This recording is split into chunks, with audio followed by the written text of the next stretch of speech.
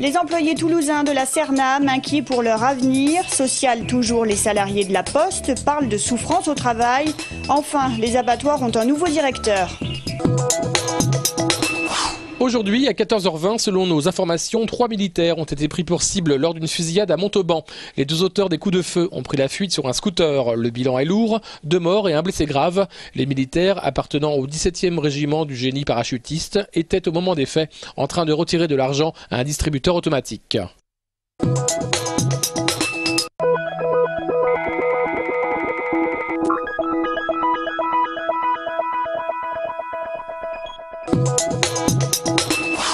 Opération tractage aujourd'hui au péage d'Eurocentre à Castelnau-d'Estrétefond. Quelques salariés de la Cernam mobilisés pour informer le grand public sur la situation de leur entreprise. La Cernam, sous le coup d'un redressement judiciaire depuis le début de l'année, attend des propositions concrètes de reprise.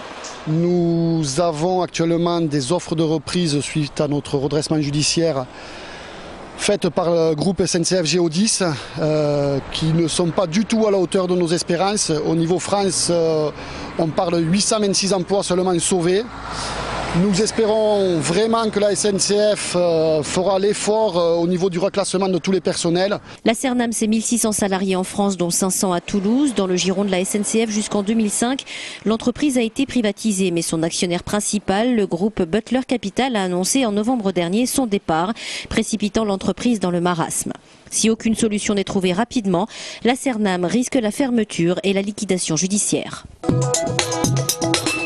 Une trentaine d'agents de la Poste mobilisés ce matin devant leur direction, avenue des Minimes, dans le cadre d'une journée d'action nationale à l'appel des organisations syndicales CGT, FO et Sud PTT. Les agents dénoncent surtout un malaise profond au sein de leur entreprise, les suppressions de postes, la précarisation du travail et une organisation de plus en plus difficile, avec notamment des objectifs de vente inatteignables selon eux. Il est urgent que la Poste, elle entende ce malaise, cette souffrance au travail et qu'elle prenne ses responsabilités d'employeur en ouvrant des négociations sur le contenu, les organisations de travail, les conditions de travail, parce que c'est de ça que les agents ont besoin et c'est des réponses rapides et concrètes en termes d'emploi, en termes de salaire, en termes d'amélioration des conditions de travail. Les agents postiers pointent du doigt ce qu'ils appellent un plan social déguisé. L'année dernière, 12 000 postes ont été supprimés au niveau national. Dans le même temps, le groupe réalisait 471 millions d'euros de bénéfices.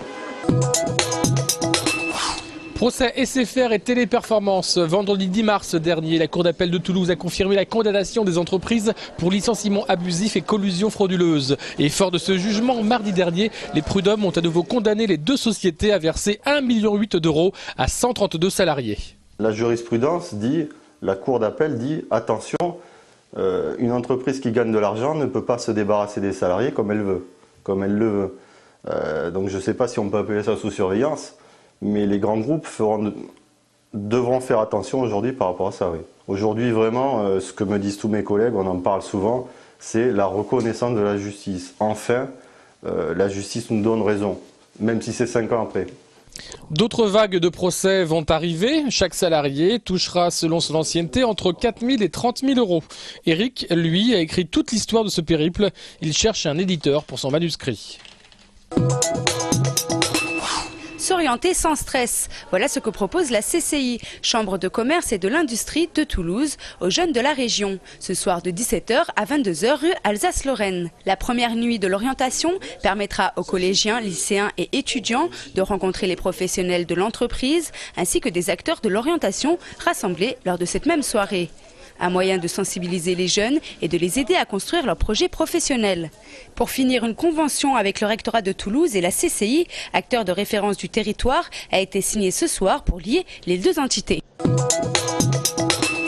3e édition du Salon des services à la personne, aujourd'hui au centre de congrès. Le secteur est porteur, ici plus de 200 offres d'emploi sont affichées. Je suis venu pour rechercher un poste en fait d'aide-soignant à domicile. C'est un secteur qui recrute. Voilà, trouver le plus possible d'offres. Je viens un peu découvrir cette activité, voir quelles sont les perspectives, quelles sont les entreprises qui recherchent. Tous les métiers de production, c'est un petit peu sinistré en ce moment.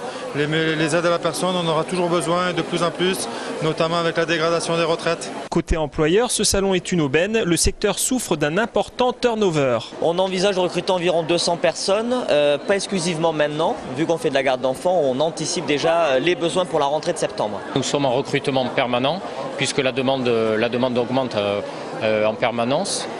Compte tenu de la pyramide des âges et de l'augmentation de la population de ces personnes-là. Un salon qui permet également un focus sur les techniques de pointe, détecteurs de chute, sentiers lumineux. La domotique pourrait être un paramètre important du secteur d'ici 5 à 10 ans. Dans le cadre de la Semaine du cerveau, l'association Incognu organise à la médiathèque José Cabanis des ateliers. Avec Découvre ton cerveau, il s'agit d'expliquer simplement le fonctionnement de celui-ci. Je pense que c'est important que ce soit ludique parce que sinon les gens qui n'y connaissent rien accrocheront pas ou en tout cas seront très vite perdus ou pas forcément intéressés.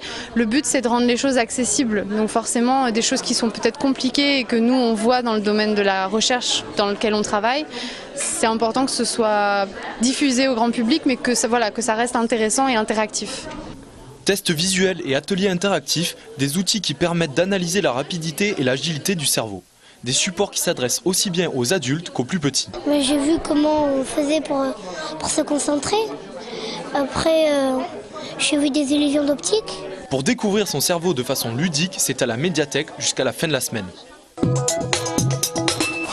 Nathaïs, le leader européen du maïs à éclater, situé à Bézéril, dans le Gers. Depuis plus de 20 ans, cette exploitation agricole familiale ne cesse de voir son chiffre d'affaires croître et ses parts de marché s'amplifier, malgré la hausse des matières premières et un investissement fort en 2011. La région Midi-Pyrénées et un fonds européen soutiennent cette entreprise qui favorise une agriculture écologique. Ce matin, à Toulouse, le président de cette société présentait la nouvelle ligne de production avec son pop and roll aromatisé et le produit phare, le popcorn bio micro-ondable. Les Français connaissent pas encore suffisamment le popcorn et surtout le popcorn micro-ondable. On s'est complètement orienté vers une aromatisation naturelle avec des arômes naturels et des ingrédients naturels. C'est uniquement par sélection traditionnelle, donc c'est pas une OGM. Avec un objectif pour 2012 de 30 000 tonnes de maïs à éclater, cette entreprise emploie d'ores et déjà une centaine de personnes et elle reste toujours à la recherche d'employés qualifiés en agroalimentaire dans notre région. Olivier Michelon, 36 ans, est le nouveau directeur des abattoirs. Après être passé par l'Institut national du patrimoine, il a dirigé le musée départemental de Rochechouart dans le Limousin. Il a également été critique d'art pour le Journal des Arts. La musique tient une place importante dans son parcours. Bon, moi je suis venu à l'art par la musique populaire. Je suis assez influencé par ces lectures-là. J'ai une formation en histoire de l'art classique, mais en même temps j'ai beaucoup appris aussi en lisant la critique rock, des gens comme Grel Marcus ou Nick Tosh par exemple.